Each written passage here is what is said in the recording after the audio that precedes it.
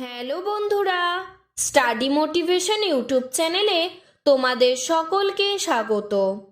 আজকে আমি ক্লাস 6-এর বাংলা সাহিত্য মেলা বইয়ের মন ভালো করা কবিতাটির হাতে কলমের সমস্ত প্রশ্ন উত্তর করিয়ে দেব।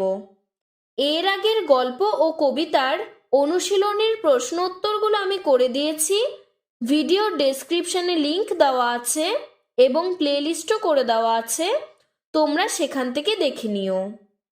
1 নম্বর, শক্তি চট্টোপাধ্যায় কোন কলেজের ছাত্র ছিলেন? উত্তর, শক্তি চট্টোপাধ্যায় কলকাতার প্রেসিডেন্সি কলেজের ছাত্র ছিলেন। 1-এর 2 দাগ, তার রচিত দুটি কাব্যগ্রন্থের নাম লেখো। উত্তর, তার রচিত দুটি কাব্যগ্রন্থের নাম হলো সোনার মাছে খুন করেছি ও যেতে পারি কিন্তু কেন যাব। 2 নম্বর, নিচের শব্দগুলির বিপরীতার্থক শব্দ লিখে তা দিয়ে বাক্য রচনা করো। হ্রস্ব এর বিপরীত শব্দ দীর্ঘ। দীর্ঘ দিয়ে বাক্য রচনা হলো দীর্ঘ পথ অতিক্রম করতে হবে। খড় এর বিপরীত শব্দ মৃদু। হেমন্তের মৃদু হাওয়ায় ঘুমিয়ে পড়লাম। শান্ত এর বিপরীত শব্দ অশান্ত। অশান্ত পরিবেশে থাকা কঠিন ব্যাপার।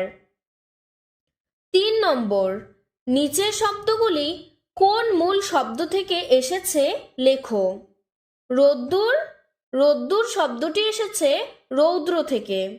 গা, গা শব্দটি এসেছে গাত্র থেকে। 4 নম্বর, হাওয়ায় বাতাসে পাতারাও নড়ে।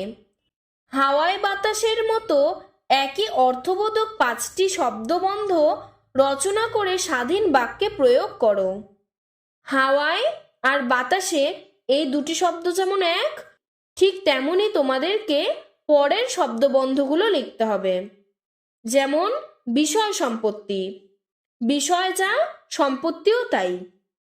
সন্তানহীন দেবেনবাবু তার সমস্ত বিষয় সম্পত্তি সরকারকে দিয়ে গেলেন।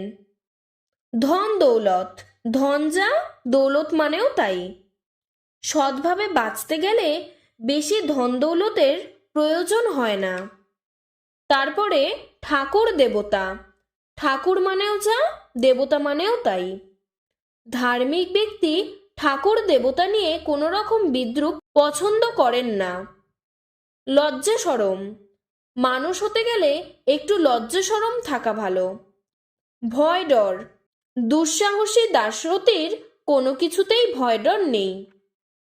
5 নম্বর, মন ভালো করা নীল নীলান্তর মতো একাধিক শব্দবন্ধ তৈরি করো। নিরুদ্দেশ সম্পর্কিত ঘোষণা। সব পেয়েছির দেশ। জনগণ মন অধিনায়ক। খড় তর স্বর। নদী জপমালা ধৃত প্রান্তর। 7 রাজার ধন মানিক। বসে আঁকো প্রতিযোগিতা।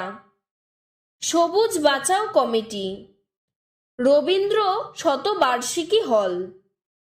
6 নম্বর, গদ্যে লেখো মন ভালো করা রোদ্দুর কেন মাছরাঙাটির গায়ের মতন। এটি গদ্যে লিখলে হবে মন ভালো করা রোদ্দুর মাছরাঙার গায়ের মতো দেখতে কেন।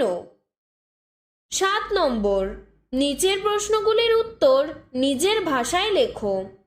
7-এর 1 দাগ, কবিতায় কবির মনে কোন কোন প্রশ্ন জেগেছে তা নিজের ভাষায় লেখো।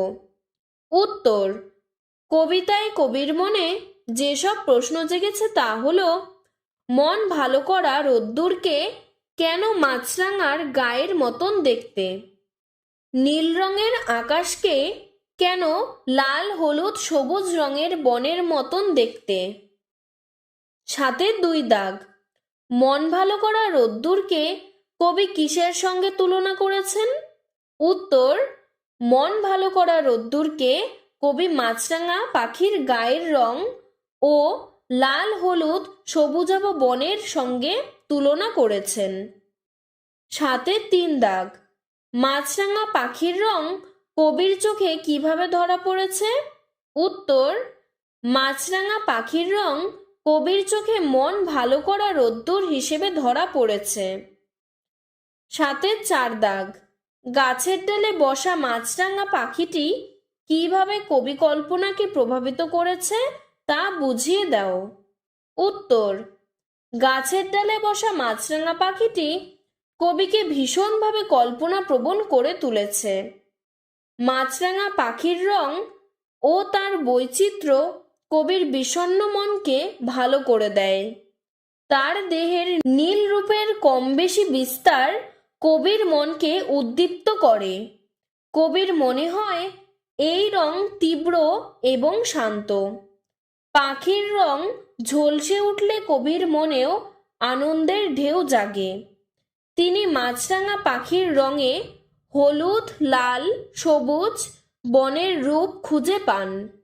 আসলে প্রকৃতির রূপ যেভাবে মানুষের মনকে উচ্ছ্বাসিত করে, তেমনি মাছরাঙার রং সৌন্দর্য কবির মনকে ভালো করে দেয়। দেহে পড়া সূর্যের আলো যেন হাওয়া বাতাসে ঢেউ তুলে সব কিছুকে নাড়িয়ে দেয়।